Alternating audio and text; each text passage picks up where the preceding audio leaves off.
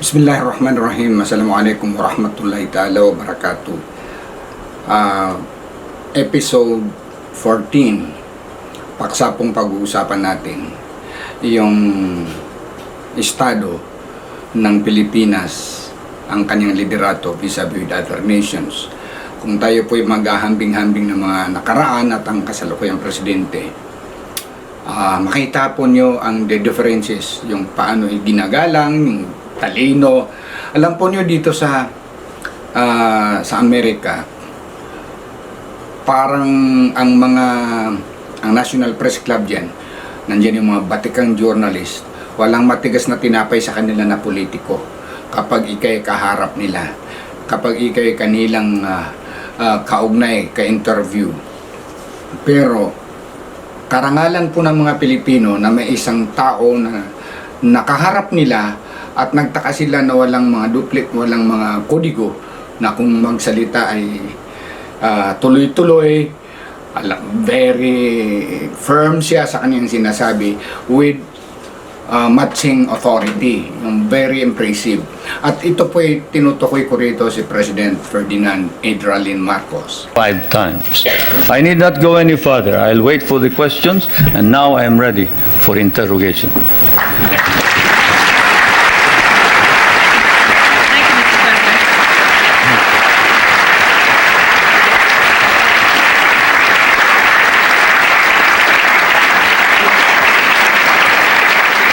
Thank you, Mr. President. Please give us details on your meeting with President Reagan. Did you seek any firm commitments? Did you get them? Well, a firm commitment as to when we are going to review the basis, yes. A firm commitment that a mechanism be set for the study of our economic problems, yes. Because, as you know, the reason we have a deficit in our balance of payments is the commodity prices went down because of your domestic deflationary policies, your interest rates. But all of this can be worked out, and so it has been agreed. Secretary Reagan of the Treasury is going to meet with our foreign minister, who is also prime minister, regularly. The next meeting is next November, I think. So we have worked that out. The national security matters will be worked out by the defense minister. The two defense ministers are also meeting in November. Those are the specific ones. We have also entered into a tax agreement and air agreement.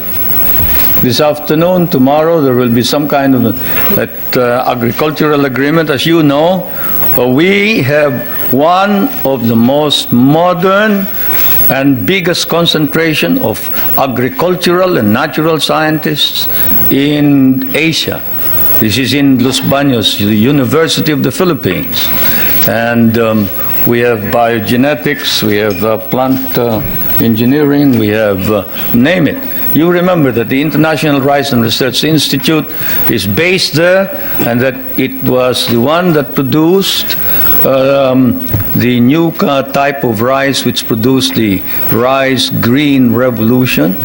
And we help your scientists produce the corn that can fight mildew. When your scientists could not produce it, we did. That center is going to be developed.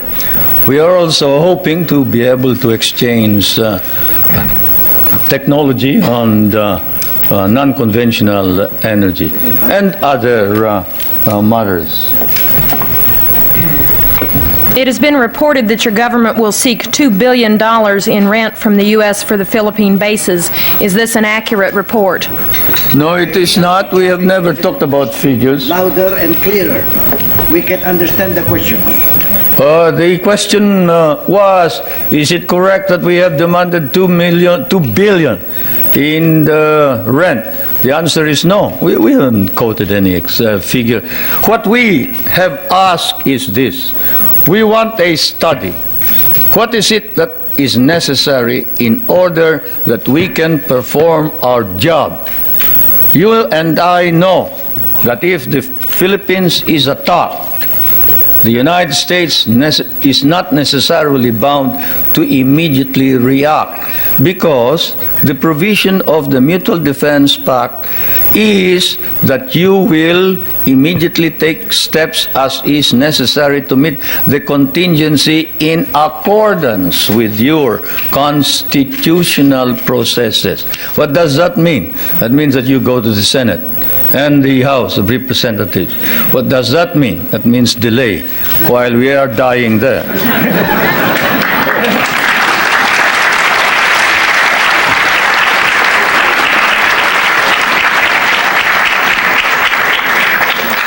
Most of our allies in Europe, concerned about resisting communism, give the U.S. free bases and even share the cost. Why shouldn't we expect the same kind of cooperation from the Philippines instead of demands for more rent? Well, for one thing, you haven't exactly paid for what we lost in the last war. If we must make an accounting, 75% of our cities were devastated in the last war. We lost 1 million men. Shall I quote you the statements of Roosevelt and MacArthur that every Carabao will be paid for? Shall I tell you that the veterans who were inducted into the USAF, the United States Armed Forces of the Philippines, of the Far East, your armed forces, were paid only 1/2 the salary of your soldiers? Shall I tell you that we almost turned communists because you refused to recognize us? Shall I tell you that I had a difficult time stopping my guerrillas, 25,000 of them from joining the communists, because precisely you sort of forgot that we had done the fighting for you, and we were parts of your armed forces. But in fairness to the American Congress, when we came here and we called attention to the fact that we had been abandoned and forgotten, they themselves, in outrage, immediately passed a law recognizing the services of the Filipino and reinstating them as parts of the United States Armed Forces in the Far East, including back pay and benefits. That, Madam President, is the answer, in addition to the fact that those people that you are talking about have been making money at the expense of the United States for quite a long time, while we have not.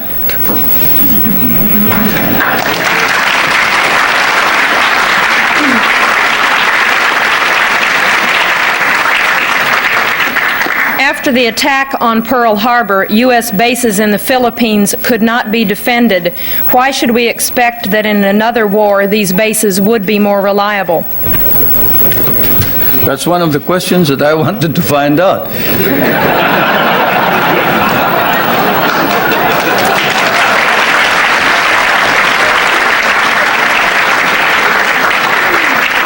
If you're going to run out on us anyway, you better let us know now.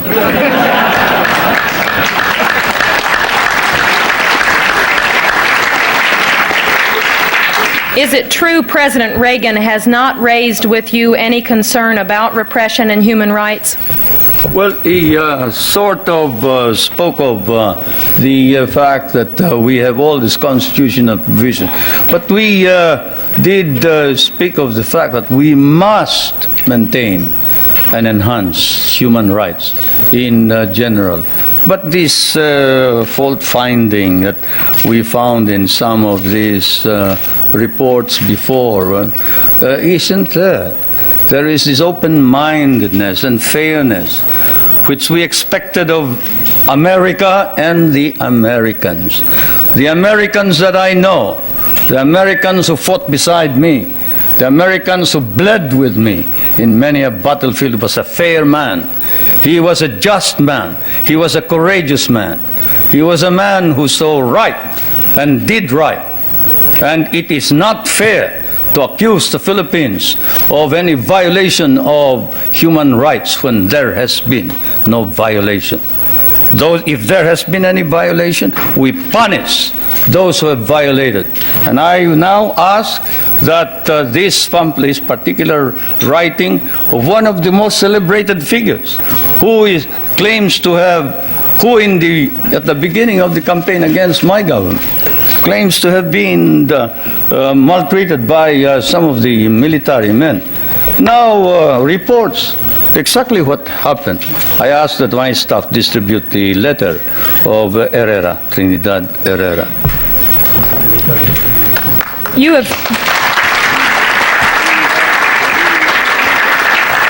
You have indicated that the allegations about political repression and human rights are overblown. How then do you explain the findings of the international independent group Amnesty International, which documented cases of torture, disappearances, and illegal detention? Well, I'll tell you that the Amnesty International has never come to the Philippines. That's why all they talk about is something that they obtained hearsay. Let's give one specific example. Father Abedicio, a famous case. Father Abedicio is supposed to have disappeared.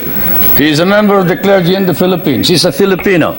He disappeared and we couldn't locate him. Not even my best intelligence officers could locate him. And what did we discover after 6 months? We discovered he had run away with somebody who claimed to be a nun, and he was in Germany. How do you like that? And we got blamed for it. We got blamed for it. That's it. That's how the Amnesty International has been reporting all this thing. This questioner says, I have been in Manila and talked with both Filipino and U.S. businessmen. They say the Philippines are the most corrupt nation in the Association of Southeast Asian Nations, and that your wife's nickname is Miss 10%. Will you comment? They must mistake us for another nation. He must have been living in the bar. Because I can tell you, there is this man, Justice Pamaran, whom I just introduced to you. He is the ombudsman. You who know what an ombudsman is, knows exactly what he can do. He doesn't wait for evidence, any rumor whatsoever, and he investigates it. You talk about my wife. Not that I would like to defend her. She can defend herself any time. She's quite capable. But perhaps that statement was said of another First Lady, not my wife. Certainly not my wife. Perhaps I can tell you that the property of the Marcoses has been brought into a blind trust. And not a 2020 blind trust either. It's a real blind trust. And we don't know exactly how that blind trust operates the property. The only property that we have control of are two or three houses, one in the province of Ilocos Norte, no, two in the province of Leyte, and one in Manila, 5. Then the schooling for the children, up to possibly a doctorate. Beyond that, all income goes into the Marcos Foundation, which is the foundation that embraces all property. Do you think that if there was any corruption by the Marcos family, that we can maintain the present prestige and leadership of the Marcoses in the Philippines? What do you think the Filipinos are? They are a very literate people. Literacy in the Philippines has increased up to 90% nationwide, and in Manila it is 100% literacy. And if there was any indication whatsoever of any of these corruption that you talk about, and whoever said that sounds like he has been in the wrong company. Probably the guys that he was working with may have been engaged in corruption. I'd like to know who they are. Then we'll go after them. But I can assure you, if any public official engages in corruption, he will land in jail. That is definite. I will confess na ako po naging produkto, naging journalist sa panahon ng kanyang administrasyon, at nagtapos din ang aking pagka-government media nung pumasok din ng Idja Revolution na yun ang daan para mahalilian siya, malagay sa pwesto si Cory Aquino. Kung itong usaping ito ay sasamantalahin po natin para magkaroon ng konti tayong komentaryo na namayapaan na po si former President Marcos. So may kasabihan na give Caesar what is due to Caesar. Siya po ay nagbigay ng karangalan sa Pilipinas. Tandang-tanda ko pa po nung early days pa ng Mindanao State University, yung main campus sa Marawi. Alam po nyo, habang pinapatayo po yung mga building dyan sa MSU main campus, and that was 1960, nandyan na po kami sa MSU campus na yan kasi ang security force dyan, nag-retire sa pagka-pulis, sundalo ang father ko. Dyan naman siya lumipat sa MSU, panahon pa ni ang first president sa MSU, si Antonio Isidro. Nandiyan na po kami. So, nung mga nag-aaral noon, may makita po kayo mga taga Indonesia, Malaysia, hindi ko lang maalala kung may Vietnam, pero may Thailander po na mga nag-aaral doon. Ano po ang mga pinag-aaralan nila? Agriculture. Okay? Agriculture po ang pinag-aaralan nila dahil nasa atin. Makita po dito sa yung nakipag-ugnayan si President Marcos sa mga taga-media ng National Press Club of United States. Binigyan niya ng emphasis ang estado ng agriculture dito sa Pilipinas. Tinitingala tayo sa buong Asia. Nag-e-export po tayo. Hindi gaya ngayon na nag-import na tayo. Gawa po na may mga umiral na, oligarchs. May mga parte po dyan sa pamahalaan ngayon na masyadong malakas lang, malapit kay President Duterte. At they set aside the priority for full support sa ating mga farmers upang manumbalik po yung dating estado ng Pilipinas na tayo ay nag-i-export, hindi nag-i-import. Ibig sabihin, tayo po ay umaangkat ng bigas mula sa ibang bansa. Kasama na rito ang Vietnam, kasama na rito ang mga kalapit-bahay natin sa Southeast Asia. So, alam po nyo, isa itong naging dahilan kung bakit si Secretary Manny Piñol ay maltaas din ng delikadisa ng taong yan eh.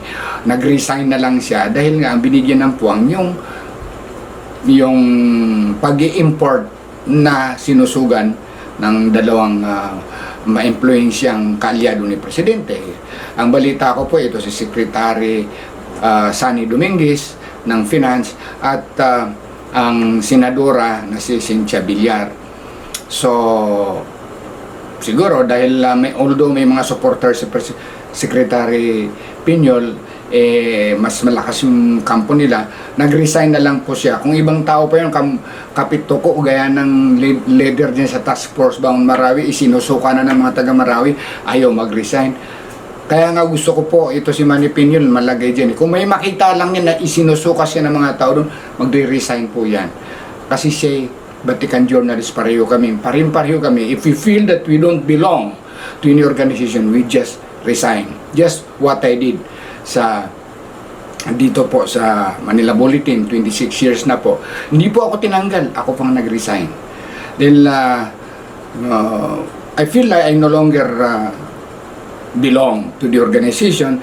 Nagpapagamit ako sa kanila, pero nang dumating sa punto na ang ultimo ID ay hindi pwede na ibigay sa mga correspondent kagaya namin, that's already too much. So gaya po ni Secretary Piñol, kung maramdaman po niya na he doesn't belong, magre-resign. Good enough that the President give him another agency, and that is Mindanao Development Authority, na malaki may gagawa niya dito sa Mindanao, kasi ang usapin natin itong lahat ng kinikilos ko po sa buong pagkatao ko bilang journalist ay ang mapantayan ng mga kamusliman, ang mga tagumpay, maunlad na lugar sa Mindanao at iba pang parte dito sa Pilipinas.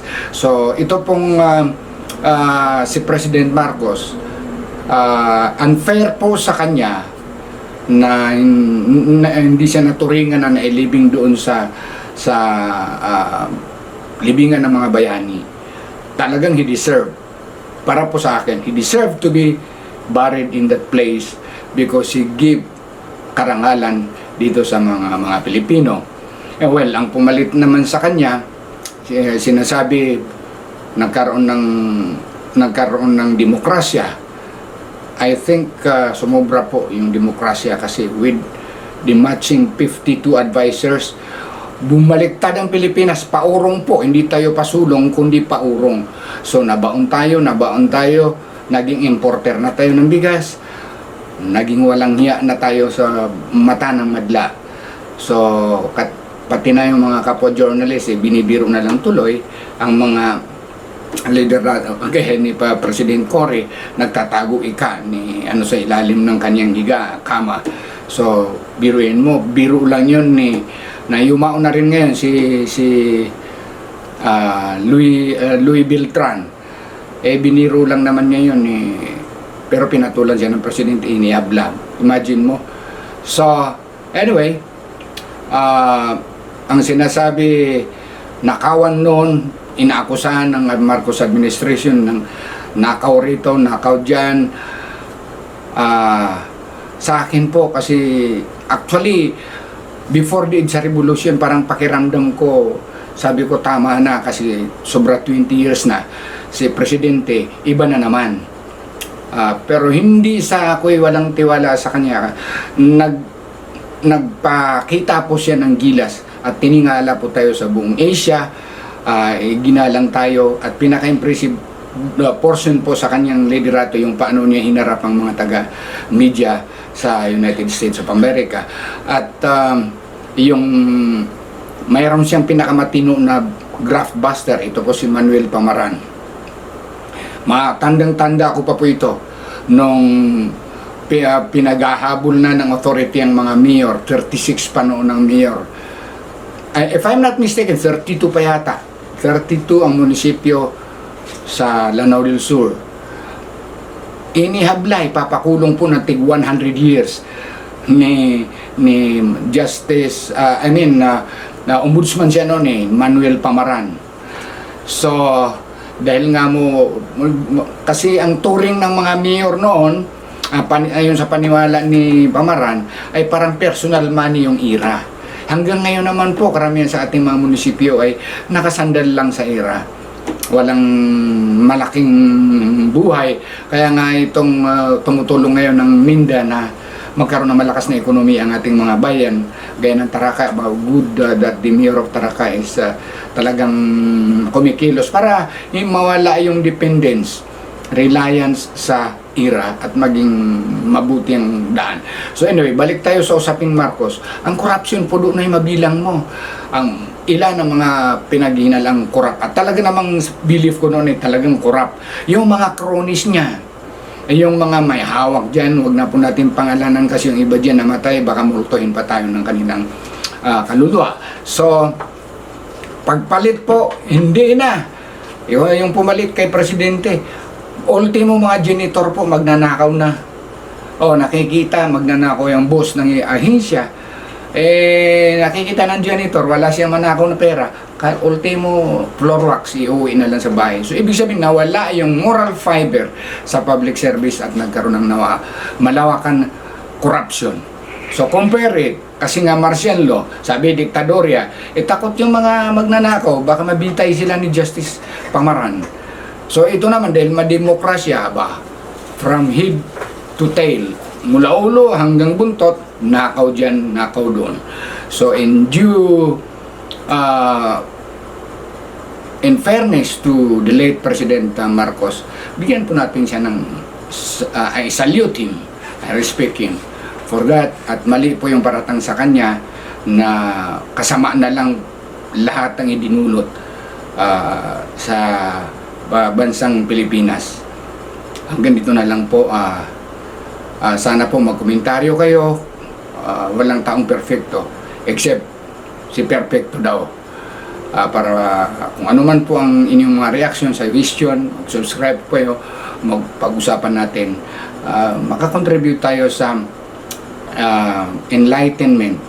Sana po hindi ako maging kasama sa lalong magulo ang isipan ng mga Pilipino. Hindi gaya ni Coco Martin na lalong niyang pinagugulo ang isip ng mga Pilipino. Gulong-gulo na nga, wala tayong masaing hahamonin mo pa, hikayatin mo pa silang kulang na lang mag-rebuild sa gobyerno.